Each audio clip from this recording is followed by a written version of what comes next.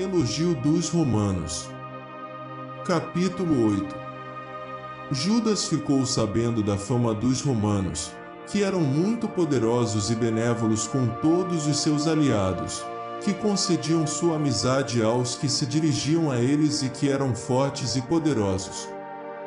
Narraram-lhe suas guerras e as gloriosas façanhas realizadas entre os gauleses, como os tinham vencido e submetido a tributo, tudo quanto fizeram na região da Espanha para se apoderarem das minas de prata e de ouro ali existentes, como conquistaram todo aquele país graças à sua habilidade e à sua perseverança, não obstante o país estivesse muito distante do deles, como esmagaram os reis vindos contra eles dos confins da terra, infligindo-lhes graves derrotas, enquanto que os outros lhes pagavam um tributo anual, que tinham vencido na guerra e submetido Filipe e Perseu, rei dos Ceteus, e os que se haviam rebelado contra eles. Também Antíoco, o grande, rei da Ásia, que marchou contra eles com 120 elefantes, cavalaria, carros e um exército imenso, foi por eles derrotado e capturado vivo. Impuseram a ele e a seus sucessores que pagassem um pesado tributo, entregassem reféns e cedessem territórios, a região da Índia, a Média, a Lídia, com algumas de suas mais belas províncias, que tomaram dele para dá-las ao rei Eumenes.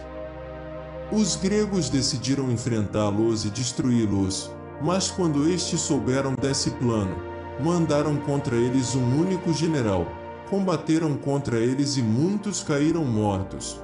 Levaram cativos suas mulheres e filhos, saquearam seus bens, conquistaram o país, demoliram suas fortalezas e reduziram-nos à servidão até o dia de hoje. Quanto aos outros reinos e ilhas que se opuseram a eles, foram destruídos e submetidos. Com seus amigos, porém, e com os que se fiavam em seu apoio, mantiveram amizade, estenderam seu poder sobre os reis, quer vizinhos quer distantes, e todos os que ouviam pronunciar seu nome sentiam temor. Os que eles querem ajudar e instalar no trono reinam, mas depõem quem eles querem. Atingiram um poder considerável. Apesar de tudo, nenhum deles cingiu o diadema, nem se vestiu de púrpura para se engrandecer, mas constituíram um conselho, diariamente. 320 conselheiros deliberam continuamente sobre os negócios públicos para seu bom andamento. Confiam cada ano a um só homem em encargo de os governar e o domínio sobre todo o império, e a ele todos obedecem, sem que haja entre eles inveja ou rivalidade. Judas faz aliança com os romanos. Então Judas escolheu Eupólemo, filho de João, filho de Assos, e Jasão, filho de Eleazar, e mandou-os a Roma para fazer amizade e aliança com eles e para libertar-se do jugo, porque viam que a dominação dos gregos reduzia Israel à escravidão.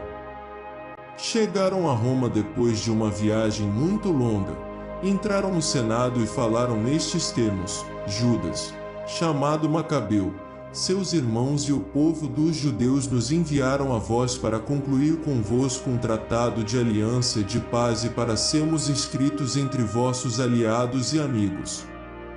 A proposta agradou-lhes. Esta é a cópia da carta que gravaram em tábuas de bronze e que enviaram a Jerusalém, para que lá ficasse como documento de paz e de aliança, prosperidade aos romanos e à nação dos judeus, no mar e na terra, para sempre. Estejam longe deles a espada e o inimigo. Mas se uma guerra ameaça Roma primeiramente ou algum de seus aliados em todos os seus domínios, a nação dos judeus combaterá a seu lado como as circunstâncias o permitirem, de coração sincero.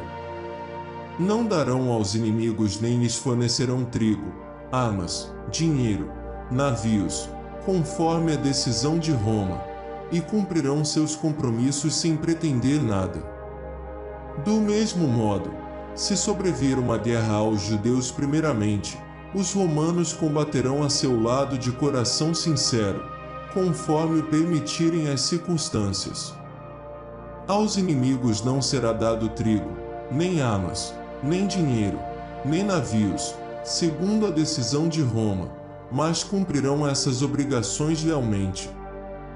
Foi nestes termos que os romanos fizeram aliança com o povo dos judeus. Se depois disso, estes ou aqueles quiserem acrescentar ou tirar algo, poderão fazê-lo à vontade, e aquilo que tiverem acrescentado ou tirado será obrigatório.